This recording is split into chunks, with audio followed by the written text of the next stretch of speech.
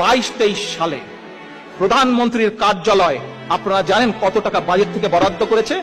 এটি কোনো উন্নয়ন ডেভেলপমেন্ট মিনিস্ট্রি না, শুধু একটি প্রশাসনিক অফিস। এটা সেখানে বরাদ্দ করা হয়েছে 5,500 কোটি টাকারও বেশি।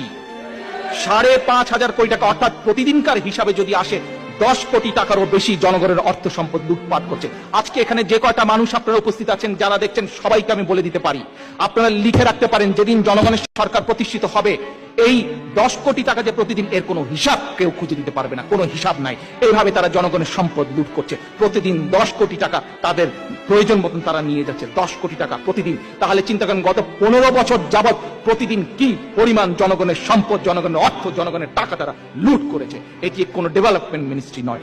এই হচ্ছে তাদের কৃচ্ছতা সাধন। মানুষকে বলবে না খায় থাকো, আর নিজেরা প্রতিদিন প্রায় 5 লক্ষ টাকা আপ্যায়ন ব্যয় করবে। নিজেরা জনগণের অর্থ প্রতিদিন 10 কোটি টাকা 9-6